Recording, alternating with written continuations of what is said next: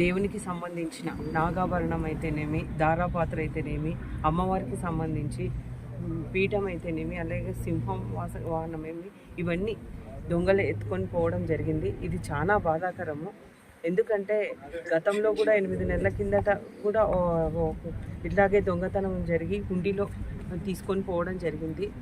ఖచ్చితంగా దీనికి బాధ్యులైన వాళ్ళని పట్టుకోవాలా, రికవరీ చేయాలని కూడా నేను పోలీస్ డిపార్ట్మెంట్కి అయితేనేమి, ఈఓ గారికి, వీళ్ళ ఏదైతే దేవస్థానానికి సంబంధించిన వారికి అందరికీ తెలియజేస్తూ ఉన్నా.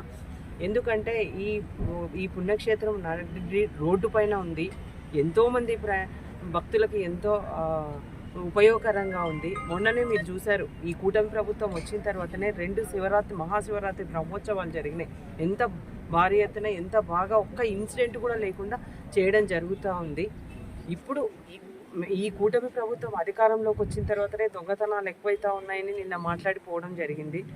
కూటమి ప్రభుత్వం అధికారంలోకి వచ్చిన తర్వాతనే డెవలప్మెంట్ అనేది ఏందో, టెంపుల్స్ అయితే ఎంత బాగా డెవలప్ జరుగుతూ ఉన్నాయో మీకు అందరికీ తెలుసు. ఒక పక్క CGF ఫండ్స్ అయితేనేమి, ఒక పక్క ఎండోమెంట్ TDT బోర్డు మెంబర్గా ఇట్లా గవర్నమెంట్ నుంచి అయితేనేమి, అలాగే మల్లెల రాజశేఖర్ గారు కూడా TTD బోర్డు మెంబర్ ఉన్నందుకు ఈ టెంపుల్ రూపురేఖలే మార్చడానికి మేము సాయశక్తులా కృషి చేస్తూ ఉన్నాం. మీకే కనపడతా ఉంది అందరికీ.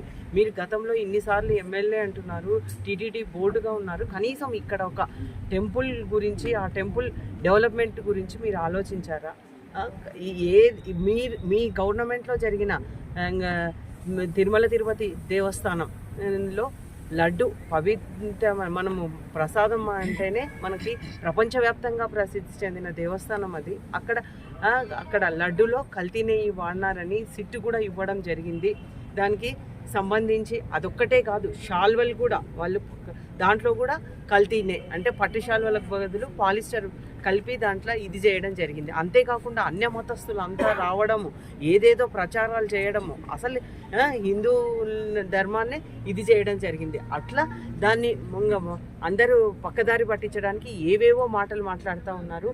మేము ఒకటే తెలియజేస్తూ ఉన్నాం, మాకు దేవాలయాలన్నా, మాకు హిందూ మతం ఎంతో మాకు ప్రగాఢమైన నమ్మకం ఉంది. ఇప్పుడు ఏదైతే జరిగిందో దాన్ని ఖచ్చితంగా రికవరీ చేసే బాధ్యత కూడా తప్పకుండా తీసుకుంటాం. తప్పకుండా ఏదైతే ఎండోమెంట్ వాళ్ళైతేనేమి, అలాగే పోలీస్ డిపార్ట్మెంట్తో ఖచ్చితంగా రికవరీ చేయించేంత వరకు నిద్రపోమని కూడా ఈ సందర్భంగా తెలియజేస్తా ఉన్నా. ఖచ్చితంగా ఈ టెంపుల్ అభివృద్ధి కోసం అయితేనేమి అహర్నిశలు కృషి చేస్తున్నాం. మీకు తెలుసు, ఉయ్యలవాడ వెంకటేశ్వర్ల స్వామి టెంపుల్ కూడా రోడ్ వేయడము, TTD తరఫున ఆ టెంపుల్ కూడా డెవలప్మెంట్ కూడా ఫండ్స్ శాంక్షన్ చేయించడం జరిగింది.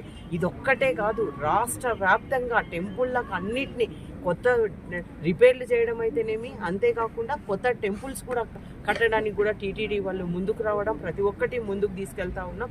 కాబట్టి ఈ కూటమి ప్రభుత్వంలోనే టెంపుల్లకు ఎంతో ప్రాధాన్యత ఇవ్వడం జరుగుతుంది.